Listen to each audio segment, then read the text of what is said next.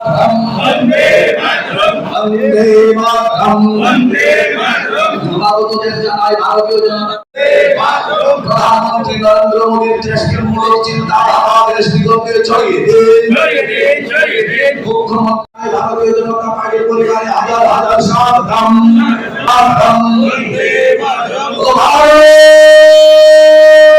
মাতা কি জয় ভারত মাতা কি জয়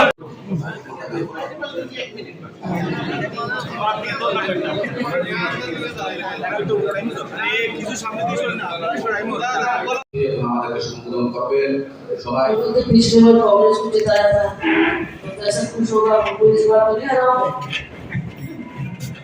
सच्ची सच्ची बोलो जिताओगे या हराओगे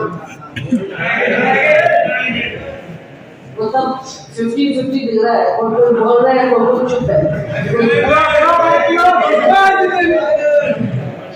ব্যবস্থায় কাকে ভোট দেবে সেটা সবার ব্যক্তিগত অধিকার, কিন্তু ওই ধরনের একটা পরিবারকে, যে পরিবারের এই ধরনের অবদান আমাদের রাজ্যের জন্য, যে রাজ্যের এত সম্মানিত একটা পরিবার, সেই পরিবারকে আজ যেভাবে যে বর্বরভাবে তারা মানে পত্রিকায় সেই আর্টিকেল এসেছে সেটা আমরা মেনে নিতে পারিনি।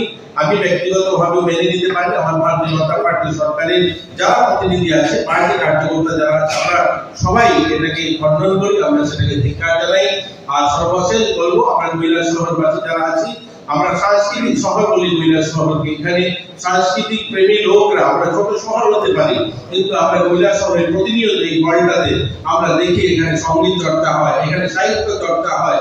এই কৈলাসহর আমরা অনেকবার দেখেছি যে কৈলাসহর ছোট শহর দুর্গাপূজার সময় অনেকগুলো 15-20খানা ম্যাগাজিন বেরোয়। এখনকার শহরে এতগুলো ম্যাগাজিন বেরোয় না, কারণ এই কৈলাসহরের মানুষ সাংস্কৃতিক প্রেমী মানুষ। আমি সবার কাছে, সাংস্কৃতিক প্রেমী মানুষের কাছে অনুরোধ করবো, সবার কাছে বড়জোরে বিনতি করবো, এদেরকে যারা এই ধরনের বর্বর মানসিকতা রাখেন, যারা এই ধরনের ভাষা ব্যবহার করতে পারে, এই ধরনের রুচি রাখতে পারে, তাদেরকে ধিক্কার জানিয়ে আমরা 26 তারিখ তার প্রমাণ দেবো।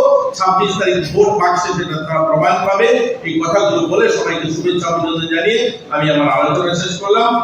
আরো অনেকগুলো প্রোগ্রাম রয়েছে, মাননীয় প্রার্থী আপনাদের সামনে আলোচনা রাখবেন। আমি এই কথা বলে সবাইকে আবারও শুভেচ্ছা অভিনন্দন জানিয়ে শুভ সকাল বলে আমি আমার আলোচনা সমাপ্তি করলাম। সবাইকে নমস্কার।